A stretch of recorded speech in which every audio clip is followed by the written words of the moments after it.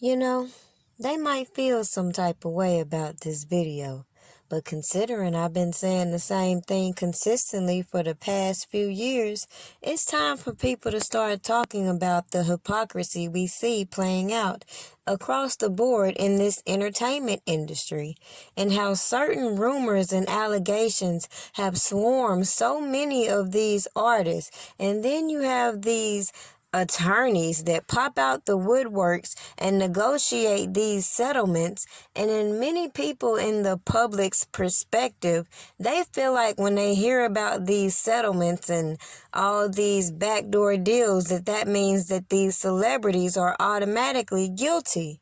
But what if you look at the ulterior motive behind these accusations being funneled by these women? Take R. Kelly's case, for example.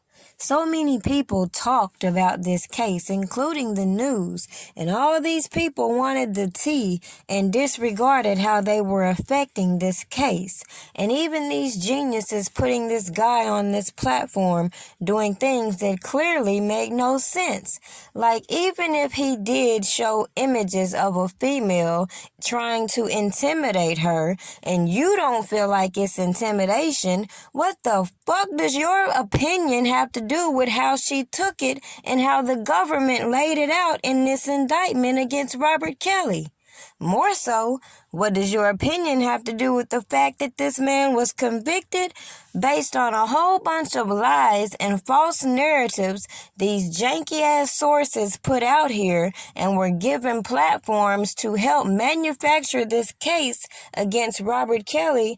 Meanwhile, the general public is being distracted and misguided with janky-ass information while the agendas are playing out in your face. But hey, I also told some of these supporters to sit back and watch this whole thing play out.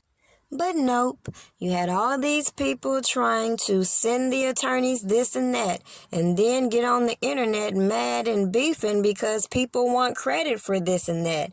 Then you have people bickering about all the side deals they had.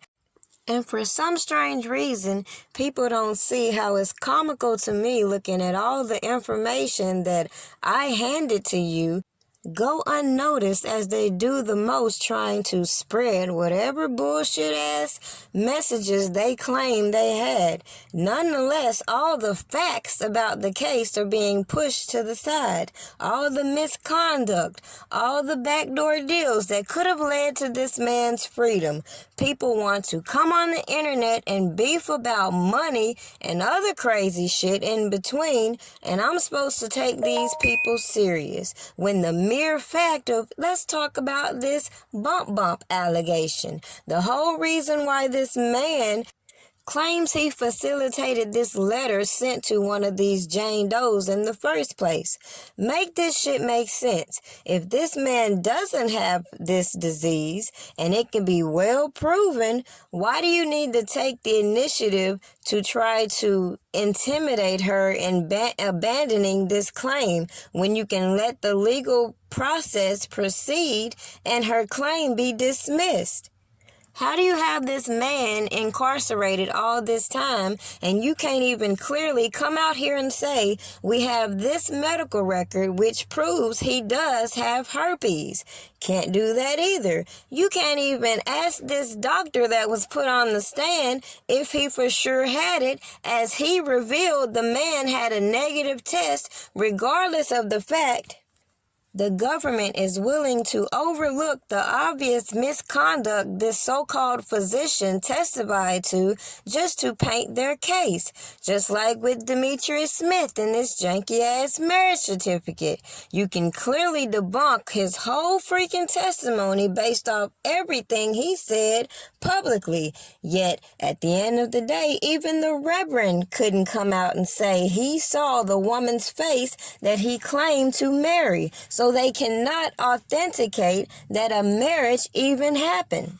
But it should say a lot that all these people have to keep relying on a deceased woman to push their narratives while other people keep pushing her merch and music in order to keep this gravy train going and profit off of these artists' demise.